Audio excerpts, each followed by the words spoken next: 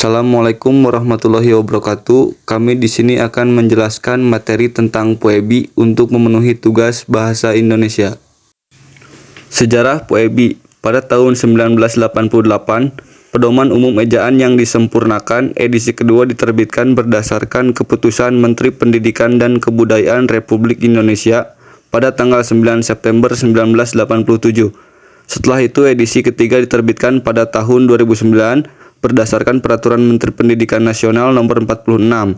Pada tahun 2016 berdasarkan keputusan Menteri Pendidikan dan Kebudayaan Dr. Anies Baswedan, Pedoman Umum Ejaan Bahasa Indonesia yang disempurnakan diganti menjadi Pedoman Umum Ejaan Bahasa Indonesia yang penyempurnaan naskahnya disusun oleh Pusat Pengembangan dan Perlindungan Badan Pengembangan dan Pembinaan Bahasa.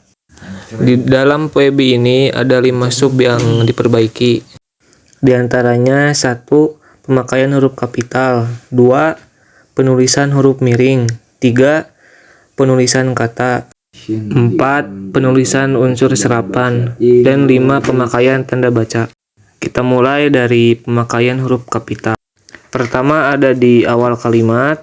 Yang kedua berhubungan dengan hal-hal keagamaan, kitab suci, dan nama Tuhan. Contohnya Al-Quran, huruf A kapital, Yesus, huruf Y kapital, dan yang lainnya. Yang ketiga, nama orang. Contohnya misalnya Didin Junaidi, berarti D-nya kapital, J-nya kapital. Yang keempat, tahun, bulan, hari, hari raya, dan peristiwa sejarah. Yang kelima, huruf besar atau huruf kapital dipakai sebagai huruf pertama, kata petunjuk hubungan kekerabatan. Dan yang terakhir, yang keenam, nama resmi badan, lembaga pemerintah, dan ketatanegaraan, serta nama dokumentasi resmi. Contohnya seperti STKIP Muhammadiyah Kuningan, itu menggunakan huruf kapital. Berikutnya penulisan huruf miring. Huruf miring dalam cetakan dipakai untuk menuliskan nama buku, majalah, dan surat kabar yang dikutip dalam karangan. Dalam tulisan tangan atau ketikan, kata yang harus ditulis dengan huruf miring ditandai dengan garis bawah 1.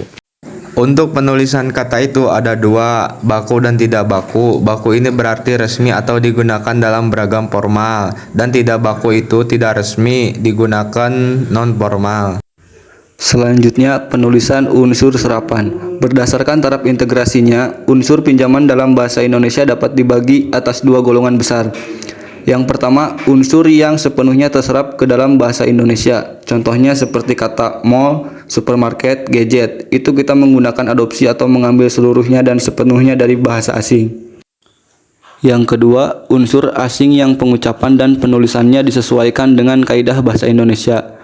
Contohnya kata communicated atau communication diubah menjadi komunikasi, organization diserap menjadi organisasi, university diserap menjadi universitas. Nah, contoh yang tadi itu penulisan dan pengucapannya yang disesuaikan menjadi bahasa Indonesia yang disebut dengan adaptasi. Selanjutnya ada pemakaian tanda baca. 1. Tanda titik, 2. Tanda koma, 3. Tanda titik koma, 4. Tanda titik 2, 5. Tanda hubung, 6. Tanda pisah, 7. Tanda elipsis, 8. Tanda tanya, 9. Tanda seru, 10. Tanda kurung, 11. Tanda kurung siku, 12. Tanda petik, 13. Tanda petik tunggal, 14. Tanda ulang, 15. Tanda garis miring, 16. Penyingkat apostrof. Dan yang terakhir ada kata ed yang diubah menjadi Poebi. Ada Al-Quran yang tadinya ada tanda strip, sekarang tidak ada. Ada swafoto, sekarang menjadi selfie. Dan ada juga yang tadinya offline menjadi luring, online menjadi daring, netizen menjadi warganet. Baiklah, terima kasih. Mungkin hanya itu materi yang bisa kita sampaikan. Kurang lebihnya mohon dimaafkan. Saya Roni Romansa. Saya Didin Junaidi. Saya Syarul Firdaus. Saya Ridha Kusuma. Billahi taufiq wal hidayah. Wassalamualaikum warahmatullahi wabarakatuh.